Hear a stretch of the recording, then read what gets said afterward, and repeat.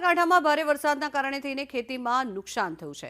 ગોકુલપુરા, ધારાપુર, કોટડા સહિતના ગામોમાં નુકસાન થયું। ખેતરોમાં પાણી ભરાઈ જતા ખેતરો બેટમાં ફેરવાયા હોવાના દ્રશ્યો અહીંયા નજરે પડી રહ્યા છે। સતત અને ભારે વરસાદના કારણે થઈને ખેતીના ઊભા પાકને પણ ભારે નુકસાન પહોંચ્યું છે અને સાથે જ ખેતરોમાં પાણી ભરાઈ ગયા છે, જેના કારણે થઈને ખેડૂતોને પણ ખૂબ જ મોટું આર્થિક નુકસાન પહોંચ્યું છે। સાબરકાંઠાના ઈડર તાલુકાના ગ્રામીણ વિસ્તારમાં ધારાપુરથી આજુબાજુના ગોકુલપુર વિસ્તારમાં વરસાદ ખાબક્યો હતો। આપની જોડે સ્થાનિક લોકો છે, તેમની સાથે ચર્ચા કરીશું। અહીં જે વરસાદ પડ્યો તો કેટલા વાગે પડ્યો તો કેટલો વરસાદ પડ્યો, શું કહેશો? વરસાદ લગભગ 3 થી 6 સુધી વરસાદ પડ્યો છે, સતત ચાલુ રહેલું છે।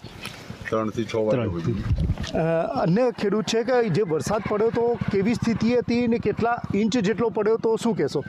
અંદાજિત વરસાદ 10 થી 12 ઇંચ જેવો પડ્યો છે। 4 વાગ્યાથી 6 વાગ્યા સુધી સતત એક ધારો વરસાદ પડ્યો હતો અને પરિસ્થિતિ એવી હતી કે ખેતરો બધા બોટમાં ફરી ગયા હતો। પાણી એક સાથે એક ધારું પડ્યું, એના હિસાબે ખેતી પાક નિષ્ફળ થઈ ગયો। વાવેલું મફળી તમામ ખેડૂતોને પહેરી દીધેલી હતી અને બરાબર વરસાદ 8 થી 10 ઇંચ વરસાદ પડ્યો, ખેતરો બધો પેક થઈ ગયો અને બિયારણ હતું એ અંદર ફૂટી ગયું।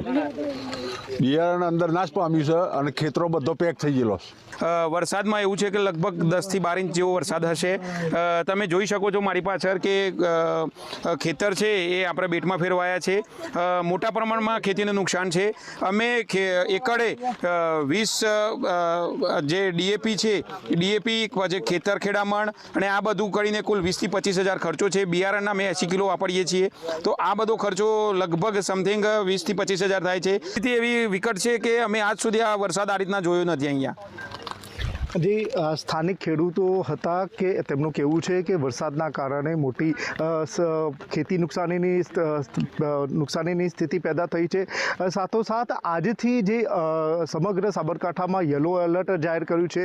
વરસાદની સ્થિતિ અત્યારે શરૂ થઈ છે। હજી જો પણ ભારે વરસાદ જામે તો સાબરકાંઠાના ખેડૂતોને પાક નુકસાની મામલે રોવાનો વારો આવે તો નવાય નહીં, પણ હાલમાં સમગ્ર એરિયામાં ખેરબમમાં, વડાલી અને ઈડર ગ્રામીણ વિસ્તાર વરસાદની આફતના કારણે ખેડૂતોને નુકસાનીનો સામનો કરવો પડી રહ્યો છે। હિતેશ રાવલ, સંદેશ ન્યૂઝ, ઈડર।